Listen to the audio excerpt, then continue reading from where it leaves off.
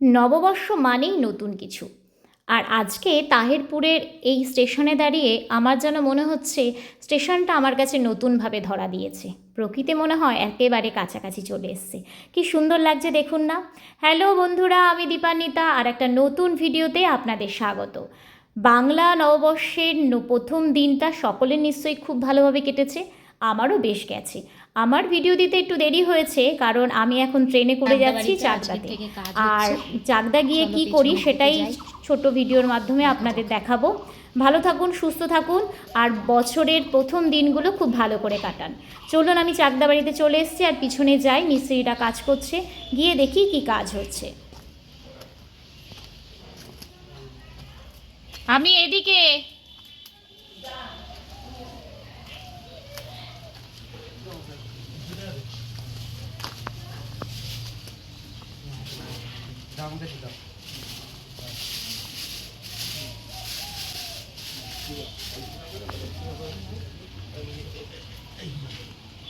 পাওয়া গেছে। আজকে থেকেই প্রথম কাজ শুরু হলো চাকদা বাড়িতে।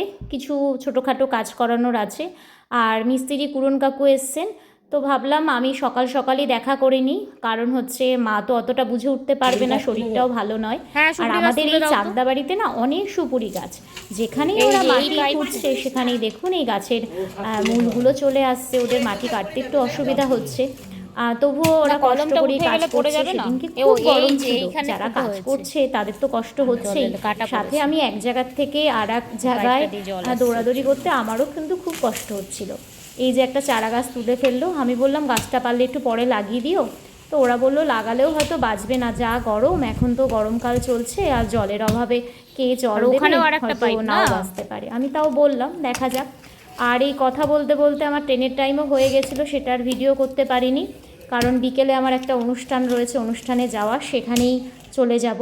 এই যে দেখুন পরের এই যে লাস্টের দিকে ভিডিওতে দেখাচ্ছি আমি আবার এসে তাড়াতাড়ি করে রেডি হয়ে কোনো রকমে চলে এসেছি একটা অনুষ্ঠানে। সব পেয়েছি আসরের অনুষ্ঠান, খুব সুন্দর অনুষ্ঠান, নববর্ষের অনুষ্ঠান, দেখুন ভালো লাগবে।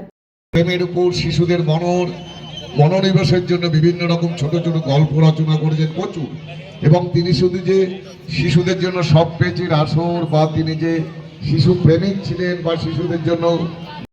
চাকদাতেও কিশোর বাহিনী বলে একটা সংস্থা ছিল যেখানে বাচ্চাদের এরম পোশাক পরে অনুষ্ঠান হতো। সেখানে সবসময় অনুষ্ঠানে যোগ দিতে না পারলেও যখন আবৃত্তির অনুষ্ঠান, গানের বিশেষ বিশেষ অনুষ্ঠানগুলো হতো তখন আমি যেতাম, বাবা নিয়ে যেত।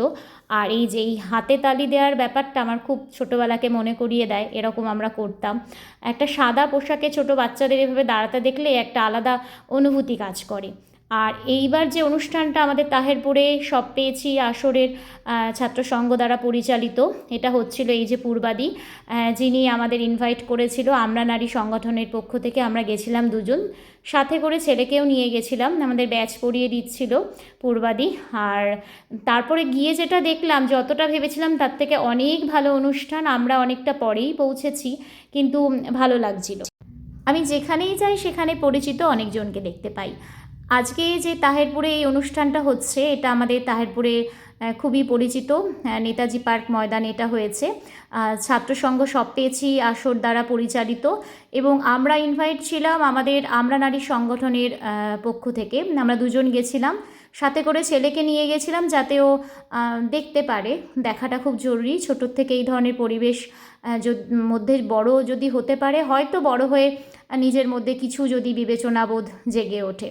তো আর এত সুন্দর লাগছিল, সাদা লাল এরম একটা ম্যাচ আপ করা ছিল অনুষ্ঠানটা, মানে পুরো বাংলা সংস্কৃতিটা তুলে ধরার চেষ্টা করা হয়েছে। বিভিন্ন আসর থেকে এখানে নাচের প্রোগ্রাম হচ্ছিল, কম্পিটিশান হচ্ছিল, তার পুরস্কার বিতরণী ছিল, এবং সবচেয়ে বড় কথা ছোট ছোট বড় সবাই মিলে একাকার হয়ে গিয়ে এখানে নাচ করছিল। আমরাও খুব এনজয় করেছি।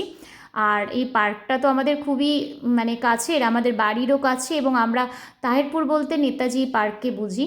আর এই যে দেখুন এখন মেয়েরা নাচ করছে আর বাচ্চারা কী সুন্দর শৃঙ্খলাবদ্ধভাবে বসে রয়েছে, এটা একটু দেখার বিষয়। দেখতে দেখতে অনুষ্ঠান অনেকটাই শেষের দিকে চলে এসছে আর অন্ধকারও প্রায় হয়ে যাচ্ছিল, তো অনেকে বাড়ি ফেরার ব্যাপার ছিল।